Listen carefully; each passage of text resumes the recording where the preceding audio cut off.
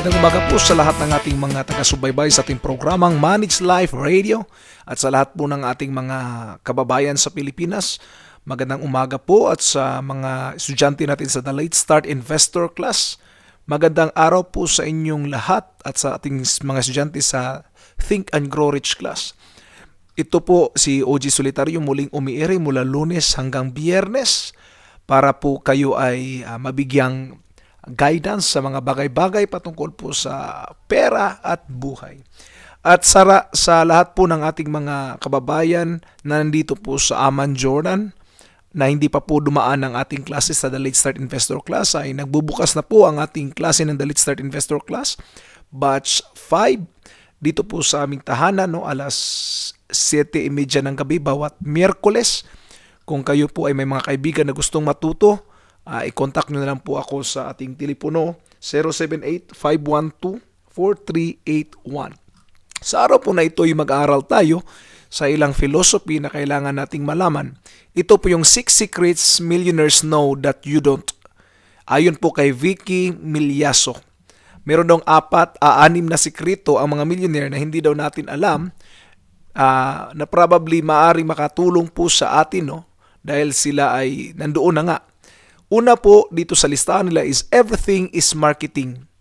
Anong ibig po sabihin ng everything is marketing? Bawat taong nakikita nila is probable a prospect or a client po. Yun po yung iniisip nila. Sa lahat ng pagkakataon, iniisip nila na ito opportunity ko na to. Pwede kong maging client ito. Pwede kong maging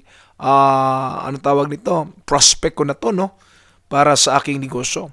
Kaya po, dapat tandaan, treat every opportunity as marketing opportunity. Maaring yung waiter na kakilala mo ay may kakilala ding iba, o yung kaibigan mo ay may kakilala ding iba. So they always consider that everything is a marketing. You even market yourself, Maging sarili natin, minamarket natin, hindi lang natin napapansin. Pero kaya nga po tayo nagpapaganda kasi minamarket natin sarili natin. At tatandaan natin, kung everything is marketing, we have to realize that not all marketing opportunities are created equal. Hindi porke namimigay ka ng calling cards at nagdidikit ka ng mga calling cards sa mga windshield or sa mga wipers. No, iba yan sa 30 katao na kasama mo palagi, o kinakausap mo. Hindi lahat ng marketing ay pare-pareho. Yung pamimigay mo ng flyers o pamimigay ng calling cards ay iba ang power niyan doon sa pakikipag-usap sa mga tao during sa kainan. Ganun po yan. Kasi kung tayo po ay titingin sa bawat marketing opportunities, iba-iba po ang kapangyarihan yan. Kung pupunta tayo sa isang activity at meron tayong makasalamuhang probable prospect, then that's another opportunity that we have to look into. Another is be your own fan. Kung gusto natin na i-market natin yung ating product, is be your own number one fan. Kailangan believe na believe ka sa sarili, hindi naman sa pagmamayabang, pero kasama yung humility, I-boast natin yung ating bagong promotions o yung bagong product natin. Tapos, know that your existing clients are your best prospect. Kung meron ka mga prospect ngayon, maintain how to have connection with them regularly. Kasi prospect mo yan sila. And never stop marketing kahit naging successful na tayo. So, always remember that everything is marketing. Ang pag-angat po ng negosyo ay hindi po sa product lang, Dapat din nating bigyang pansin ang tinatawag na pagmamarket ng ating product. Kasi kahit gaano pa kaganda ng product natin, kung hindi tayo marunong mag-market nito, wala pong kitang darating. Number 2 po, million peso ideas can come from anyone. Yun ang sabi ng ating author, na si Vicky Milyaso. Kahit sino po ay pwedeng maging source ng ating million peso ideas or $1 million ideas.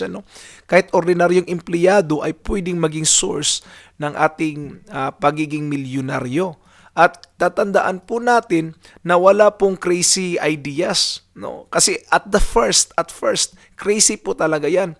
Pero kung pag-iisipan at bigyang pansin lang talaga siya, hindi yan magiging crazy. You will become crazy in accumulating the millions. Another, networking is not working. Anong ibig po sabihin? Minsan pumunta tayo sa mga networking groups para na sa ganun ay ma-promote yung product natin. Actually, sila po ay pinipilit ding pinapalago ang kanilang negosyo. Kaya kung bigyan mo yan sila ng calling card, babalikan ka rin ng calling card kasi ang focus nila is also to network their products. Kaya wag po kayong magbenta ng products doon sa mga networking groups na pupuntahan ninyo because it's no longer working. Ang kailangan po natin hindi yung ka-level natin kundi yung mas nakakaangat sa atin. No? Go for the people na mas mataas ang antas ng kaalaman sa negosyo. Doon tayo pupunta. At kung maaari, seek advice from them. Bakit po? Doon tayo lalong natututo eh. Another is don't underprice yourself. Pag sinabing negosyo, negosyo. Huwag mo namang presyohan yung sarili mo nang lugi ka na. Ibig sabihin, minsan kasi nahihiya tayong magpresyo, nahihiya tayong magsabi ng presyo. Totoo yan, nahihiya tayo. Lalo na kung hindi ka negosyante. Pero pag negosyante ka, of course, you have to tell your price. No? Sasabihin mo talaga yung price. Don't underprice. Maliban na lang kung ang gawain mo is for volunteers talaga, then you don't have to say the price. No? Katulad po ng ginagawa ko dito sa ERE at katulad ng ginagawa ko sa mga classes na nagvo-volunteer ako to teach them, I'm not expecting for money, kaya po I am not giving my price. At madalas kong tinatanggihan pag mayroong mag-aabot ng kaloob, pero sinasabi nila it's a love gift, so tinatanggap ko because it's a love gift. But I'm not expecting any return for that. I'm not expecting na babayaran ako because it's a volunteer. Pero pag kayo po ay may negosyo at kung halimbawa ang gawain o ginagawa po ninyo ay negosyo, wag po kayong mahiya magbigay ng presyo. Pero wag naman po sanang overprice at wag din underprice. Anong ibig ko pong sabihin? Kung ano ang meron sa market, doon po kayo tumapat. Kung bababa man kayo ng konti, mas maganda, no? Nang sa ganun maraming mga tao na magpapatronize doon sa product meron ka. So always remember that don't underprice yourself. Always believe on what you can do and dapat tingnan natin na ang ating mga customer ay tumitingin din sa atin. No? We have to grow on ourselves. Don't underprice yourself. Another is expect icebergs. Ano pong ibig sabihin? Nung ang Titanic po ay lumubog, iceberg po ang nakatumba noon o nakakuan. No? Naging cause ng kanyang paglubog. Pero it doesn't mean that you don't have to go offshore. Ibig lang po sabihin niya na mag-ingat sa icebergs kasi lahat po may icebergs. Ang tanong po ay napaghandaan ba natin ang bawat icebergs? Ibig sabihin, bawat problema ay napaghandaan ba natin?